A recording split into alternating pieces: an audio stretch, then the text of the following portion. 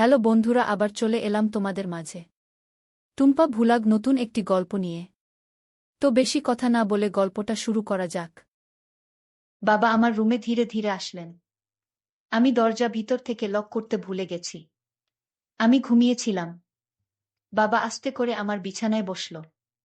তারপর বাবা আমার সাথে যা করেছিল তা কোনো মেয়েদের পক্ষে মেনে নেওয়া সম্ভব ছিল না।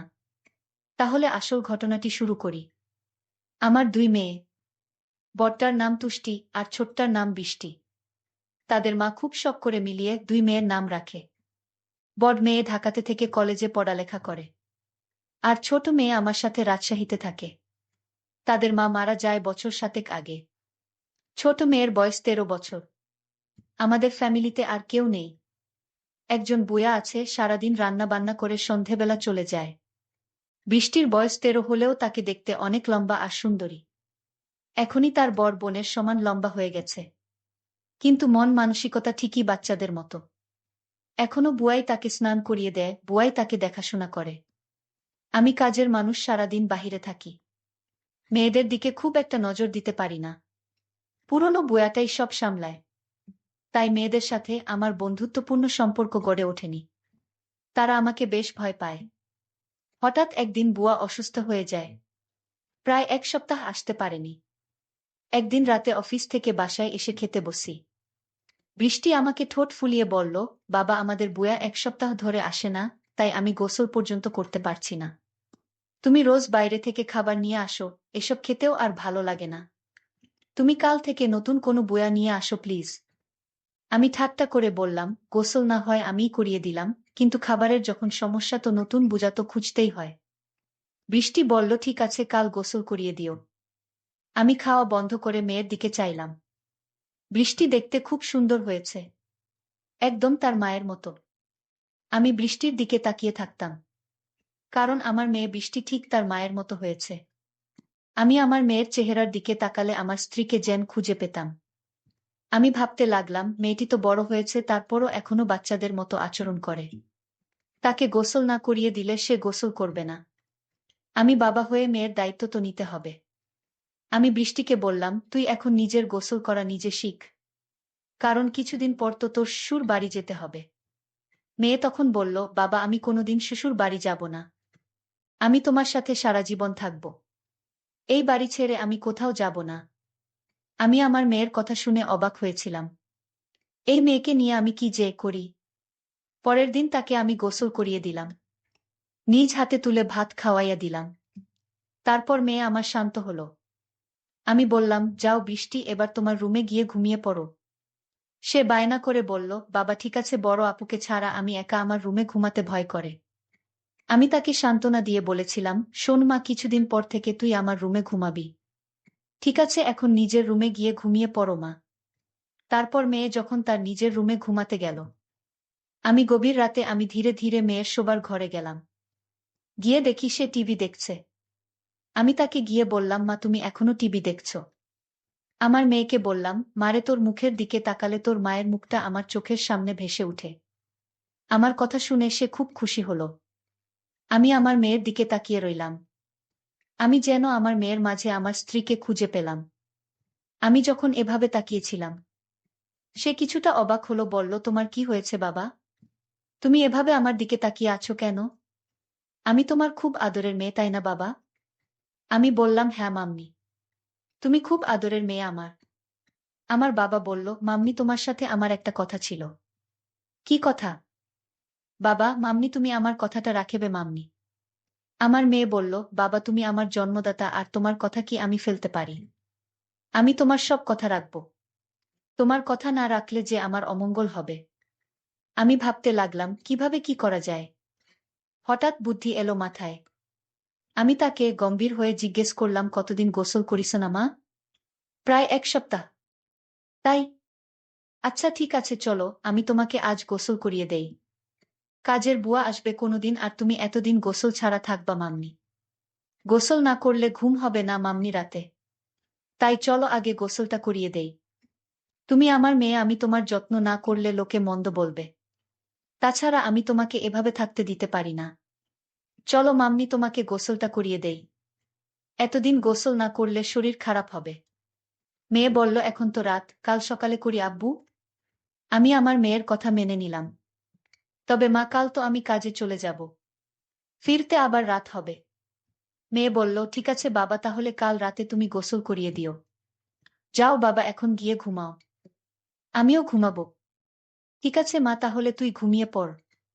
আমিও ঘুমাতে গেলাম। পরের দিন সকালে উঠে আমি আমার মেয়েকে বললাম, মা, আজ বাড়িতে কেউ নেই, তাই বাড়িটা একদম খালি পড়ে থাকবে। তোমার আজ আর স্কুলে যেতে হবে না। কাল স্কুলে যেও। আমি বাবার কথা শুনে খুব খুশি হলাম, কারণ আজ সারাদিন টিভি দেখতে পারবো। সেদিন আমি সারাদিন ঘরে বসে টিভি দেখেছিলাম। বড় আপুর সাথে ফোনে কথা বলেছিলাম। সন্ধ্যা ঘনিয়ে আসছে, বাবা এখনো বাড়িতে ফিরছে না। আমি বাবার জন্য অপেক্ষা করতে লাগলাম। কিন্তু বাবা প্রায় রাত 10টার দিকে বাড়িতে ফিরল। আমি বাবাকে জিজ্ঞেস করলাম, বাবা এত দেরি হলো কেন? আমি তোমার জন্য সেই কখন থেকে অপেক্ষা করছি। তোমার কোনো খবর নাই। বাবা বলল, মা, আমি একটা ঝামেলায় পড়ে গিয়েছিলাম, তাই আসতে একটু দেরি হয়ে গিয়েছে। এখন চলো মা, গোসল করিয়ে দেই। মেয়েটা বলল, বাবা, আমি আজ গোসল না করলে হয় না। খুব শীত লাগছে। আমি মেয়েকে বললাম, মা, আজ তোমার গোসল করতে হবে, নইলে তোমার শরীরে অসুখ হয়ে যাবে। শরীরের সর্দি জ্বর আসতে পারে। আমি বাবার কথা শুনে বললাম, ঠিক আছে বাবা, চলো আমি গোসল করব। আমি তাকে বাথরুমে নিয়ে গেলাম। তারপর আমার ছোট মেয়েটাকে গোসল করিয়ে দিলাম। আমার লক্ষ্মী মেয়েটা বলল, বাবা, আজ মাথাটা অনেক ভালো লাগছে। আমার শরীরটা ভালো লাগছে। আমি বললাম, গোসল হচ্ছে আল্লাহর নেয়ামত, গোসল না করলে শরীর ভালো লাগে না। রাতে ঘুম হয় না। আজ তোর অনেক ভালো ঘুম হবে। তারপর রাতের খাবার খেয়ে যখন আমি ঘুমাতে গেলাম, আমার মেয়ে বলল, বাবা, আজ তুমি আমার রুমে ঘুমাবে। কারণ এই রুমে আমি একা একা থাকতে ভয় লাগে। আগে তো আপু আর আমি একসাথে থাকতাম। আমি আমার মেয়ের কথা শুনে বললাম, ঠিক আছে মাম্মি, তুমি আমার রুমে চলে আসো। আমি আর আমার মেয়ে গল্প করতে শুরু করলাম। আমার মেয়ে আমায় জিজ্ঞেস করল, বাবা, তুমি মায়ের অভাব বোধ করছো? হ্যাঁ মা, তোর মা তুই অনেক ছোট থাকতে মারা গিয়েছিল। আমি তোদের কথা চিন্তা করে আমি আর কোনো বিয়া করিনি। কারণ সৎ মা বাড়িতে নিয়ে আসলে আরো যন্ত্রণা বাড়বে। তাই এইসব ভেবে আর বিয়ে করিনি। কারণ তোদের মুখের দিকে তাকিয়ে আমি সারাটা জীবন কাটিয়ে দিব। বাবার কথা শুনে আমার কান্না চলে আসছিল। আমার বাবা তার নিজের সুখ খুঁজেননি। আমাদের সুখের জন্য বাবা সারাটা জীবন এভাবে কাটিয়ে দিল। আসলে এরকম বাবা হয় না এই যুগে। কিন্তু আমি যে ভাবনাটা ভেবেছিলাম সেটা আমি ভুল ভেবেছিলাম। জানি না সেটা ভুল না সঠিক। আমি পরদিন রাতে বাবার রুমে থাকতে চাইনি। কারণ রাতে বাবা নাক ডাকে। এটাও সমস্যা ছিল না। আমি বাবাকে পাশে রেখে মোবাইল দেখতে পারি না। আর সেই জন্য সিদ্ধান্ত নিলাম, আজ থেকে আমি আমার রুমে একা ঘুমাবো। আমি পরদিন বাবাকে বললাম, বাবা, আজ আমি একা একা আমার রুমে ঘুমাবো। আর সেদিনেই ঘটল আসল ঘটনা। আমি রাতে আমার রুমে যখন ঘুমাতে গেলাম, তখন বাবা আমায় ডাক দিয়ে বললেন, মাম্মি, আজ তুমি তোমার রুমে একা ঘুমাতে ভয় পাবে না? মেয়ে আমার বলল, না বাবা, আমি তো দিন দিন বড় হচ্ছি, আর এখন আমার একা একা রুমে ঘুমাতে ভয় করে না বাবা। তুমি ঘুমিয়ে পড়ো। কিন্তু আমার চোখে কোনো ঘুম নেই। আজ 15 বছর ধরে আমি একা। আমার স্ত্রী একটা রোড অ্যাক্সিডেন্টে মারা যায়। আমার স্ত্রী দেখতে অনেক সুন্দরী ছিল। আমার তো মন চায় অনেক কিছু করার। যাই হোক, আমার চোখে ঘুম আসছিল না। ঘড়ির কাঁটার দিকে তাকিয়ে দেখি রাত প্রায় 1টা বাজে। আমি আস্তে করে আমার মেয়ের রুমের দরজার কাছে গেলাম। দরজাটা ধাক্কা দিতেই খুলে গেল। আমার মেয়ে হয়তো দরজাটা ভিতর থেকে লক করতে ভুল গেছে। আমার আর কষ্ট হলো না। আমি রুমের ভিতর ঢুকলাম। আমার মেয়ের দিকে তাকিয়ে দেখি কত শান্তির ঘুম ঘুমাচ্ছে। মনে হচ্ছে নিষ্পাপ একটা মেয়ে। তাকে ড্রিম লাইটের আলোতে অনেক সুন্দর দেখা যাচ্ছিল। ঠিক তার মায়ের মতো। আমার কাছে মনে হলো এটাই বুঝি আমার স্ত্রী। আমার নিজের মেয়েটাকে দেখে আমার অন্যরকম অনুভূতির সৃষ্টি হলো। আমি ধীরে ধীরে মেয়ের বিছানার পাশে গিয়ে বসলাম। এক নজর তার দিকে তাকালাম। আমার অনেক ভয় করছিল। যদি আমার মেয়ে এখন জেগে যায়, তখন কি ভাববে? আমি ভুলে গিয়েছিলাম এটা আমার মেয়ে শুয়ে আছে। এটা আমার জন্য একটা বড় সুযোগ। এসব ভাবতে ভাবতে হঠাৎ আমার মেয়ে জেগে উঠল। জেগে আমায় দেখে চমকে উঠল আর বলতে লাগলো, বাবা, এত রাতে আমার রুমে কি করছো? আমি বললাম, কেন, আমি কি তোমার রুমে আসতে পারি না? কিন্তু বাবা, আমি তো দরজা লক করে ঘুমাচ্ছিলাম। তুমি রুমের ভিতরে ঢুকলে কি করে? আমি বললাম, মা, তুই ঘুমানোর আগে দরজা লক করতে ভুলে গিয়েছিলি। আর তাই তো তোর রুমে আসতে পারলাম। বাবা, তুমি ইদানিং কেমন জানি হয়ে গেছো। যাও তোমার রুমে গিয়ে ঘুমাও। যখন তখন আমার রুমে হুট ঘরে চলে আসো। পরদিন সকালে আমি আমার মেয়েকে বললাম, মা, গোসল করবি না? আমি চলে গেলে কে তোরে গোসল করাবে?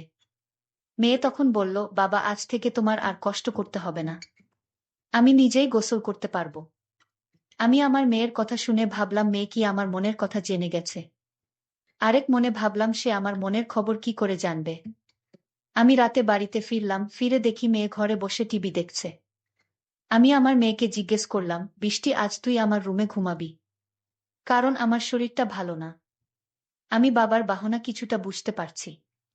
কারণ বাবার ইদানিং মনের ভিতর খারাপ কিছু চলছে। আমার বাবাকে সন্দেহর সৃষ্টি হলো। আমি সিদ্ধান্ত নিলাম, আমি আর বাবার রুমে ঘুমাবো না। বাবা ইদানিং পাগলের মতো হয়ে গেছে। আমি আজ আমার রুমে ঘুমাতে গেলাম। রাতের শরীরটা ক্লান্ত ছিল।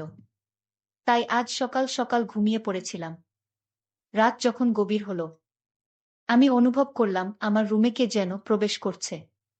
আমার সাথে অদ্ভুত আচরণ করার চেষ্টা করছে। আমি যখন বুঝতে পারলাম, আমি ঘুম থেকে উঠে বাবাকে দেখতে পাইলাম। আমি বাবাকে বললাম, বাবা, এত রাতে আমার রুমে কেন আসলে? আর আমার সাথে এমন আচরণ কেন করছো? বাবা, তুমি ভুলে গেছো আমি তোমার মেয়ে। তুমি এখনই রুম থেকে বাহির হয়ে যাও। বাবা তখন চিৎকার করে বলল, আমি এ রুম থেকে যাব না। এই রুমে আমার স্ত্রী লুকিয়ে আছে। বের করে দাও আমার স্ত্রীকে। বাবার কথা শুনে আমি অবাক হয়ে গেলাম। আশ্চর্য তো, বাবা, এসব কি বলছা? বাবা, আমি তোমার আদরের মেয়ে, তুমি এসব কি বলছো বাবা? তুমি যদি আমার সাথে খারাপ আচরণ করো তাহলে আমি ভুলে যাব তুমি আমার বাবা। বাবা আমায় বলল, আজ আমি মরে যাব তাও আজ এই রুম থেকে বের হব না। বাবার এমন কথা শুনে আমি বাবাকে একটা ধাক্কা মেরে ফেলে দিলাম। বাবা তখন অজ্ঞান হয়ে লুটিয়ে পড়ল। আমি তাড়াতাড়ি বড় আপুকে ফোন দিলাম। বড় আপু আর আমি বাবাকে হাসপাতালে নিয়ে গেলাম। বাবা 3 দিন যাবত অজ্ঞান ছিল।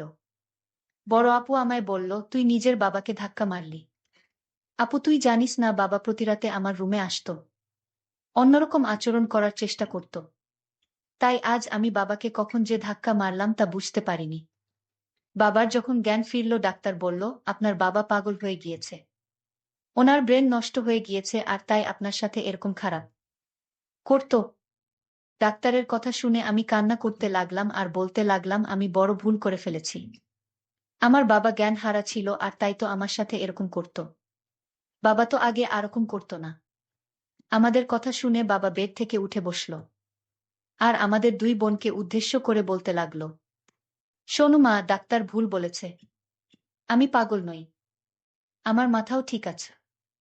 আমি 15 বছর ধরে তোদের মাকে দেখি না। আর তাই সে আমার পাশে না থাকাতে আমি সারাক্ষণ চিন্তায় ডুবে থাকতাম। আমার কিছুই ভালো লাগতো না। কিন্তু আমার ছোট মেয়ে বৃষ্টির দিকে তাকালে আমার মনে হতো আমার স্ত্রীকে খুঁজে পেয়েছি। কারণ বৃষ্টি দেখতে হুবহু তার মায়ের মতো। আর তাই আমার মেয়ে হিসেবে বৃষ্টিকে দেখতাম। এতে আমার চিন্তা কমে যেত।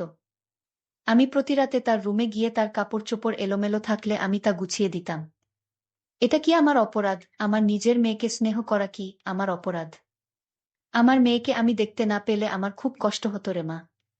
আমার মেয়েকে আমি সবসময় চোখে চোখে রাখা, সেটাও কি আমার অপরাধ? বাবার মুখে এমন কথা শুনে আমি হাও মাও করে কান্না করতে শুরু করলাম। বাবার পায়ে ধরে আমি বাবার কাছে ক্ষমা চাইলাম। বাবা, তুমি আমায় ক্ষমা করে দাও। আমি তোমাকে ভুল বুঝেছিলাম। আসলে তোমার মতো বাবা পাওয়া এখনকার যুগে ভাগ্যর ব্যাপার। বাবাও আমাকে ক্ষমা করে জড়িয়ে ধরে বলল, কাঁদিস না মা। তুই কাঁদলে যে আমি সহ্য করতে পারি না। আজকের গল্পটি কেমন লাগলো তা অবশ্যই কমেন্ট করে জানাতে ভুলবেন না। আর যদি গল্পটি তোমাদের কাছে ভালো লাগে তাহলে আমার চ্যানেলটিকে সাবস্ক্রাইব করে পাশে থাকবেন। ধন্যবাদ।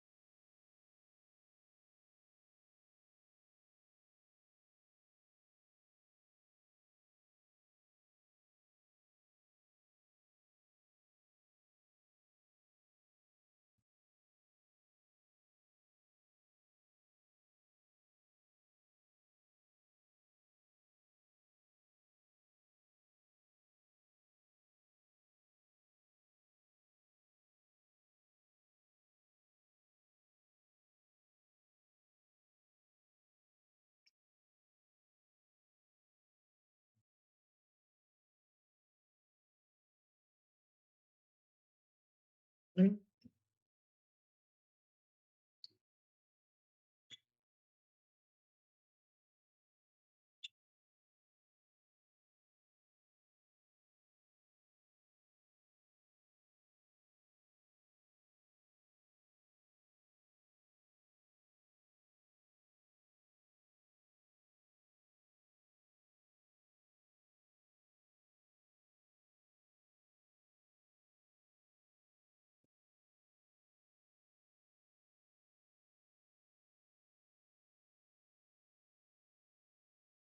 এই ছিল আমাদের আজকের রোমাঞ্চকের গল্প। ভিডিওটি ভালো লাগলে সবাই লাইক করে দিয়েন আর চ্যানেলটি সাবস্ক্রাইব করে দিয়েন।